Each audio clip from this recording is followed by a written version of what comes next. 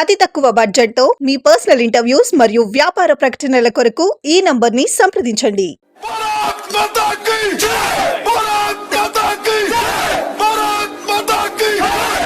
కార్మిక లోకపు కళ్యాణానికి, శ్రామిక లోకపు సౌభాగ్యానికి కంకణం కట్టుకొని తన యావత్ జీవితాన్ని శ్రమైక జీవన సౌందర్యాన్ని ఆరాధించటంలోనే గడిపిన మహానీయుడు రమణ్ పాషా. తనకు కన్నబిడ్డలు లేకపోయినా కార్మిక జన కోటినే తన పిల్లలుగా భావించిన షా విశేషాలు తెలుసుకుంటే భారతీయ శ్రామిక భాగ్యోదయం తెలుసుకున్నట్లే. ఆయనలో సమాజ సేవ వికాస బీజం పడినది. రాష్ట్రీయ స్వయం సేవక్ సంఘంతో పరిచయం ఏర్పడిన తరువాతే సంఘంలో శిక్షణ పొంది కార్మిక రంగంలోకి వచ్చారు. కార్మికుల సంక్షేమం కోసం మంచి జీతం, విలాసాలతో కూడిన ఉద్యోగాన్ని వదిలేసిన రమణ్ పాషా గొప్ప వ్యక్తిత్వం కలిగిన మనిషి. రమణ్ బాయ్ డిసెంబర్ 31, 1926న పూణే సమీపంలోని తలేగావ్ దబాడే గ్రామంలో గిర్దర్ షా ఇంట్లో జన్మించారు. పూణేలో చదువుతున్నప్పుడు రాష్ట్రీయ స్వయం సేవక్ సంఘంతో అనుబంధం ఏర్పడింది. బిఎస్సి చదివిన తరువాత 2 ఏళ్ల పాటు సంఘ ప్రచారకునిగా కొనసాగారు. పెళ్లైన తరువాత ముంబైలోని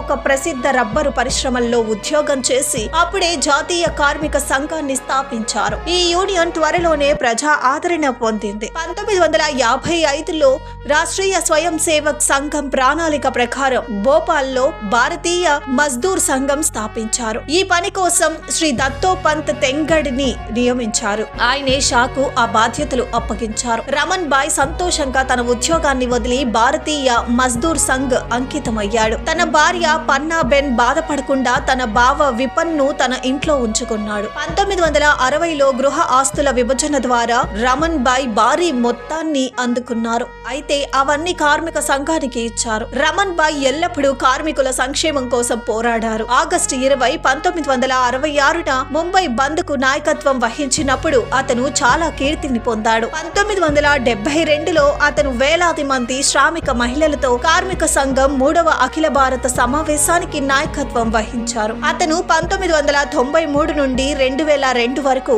ఆల్ ఇండియా ట్రెజరర్, అఖిల భారత అధ్యక్షుడిగా కూడా ఉన్నారు. దత్తోపంత్ తెంగడి మరణానంతరం రమణ్ బాయ్ కార్మిక సంఘానికి మార్గదర్శిగా కొనసాగారు. రమణ్ బాయ్ కార్మికుల సంక్షేమం కోసం వందలాది ప్రతినిధి బృందాల్లో పాల్గొని తగిన నిర్ణయాలు తీసుకున్నారు. ఆగస్టు 1, 2007న పూణేలోనే తుది శ్వాస విడిచారు.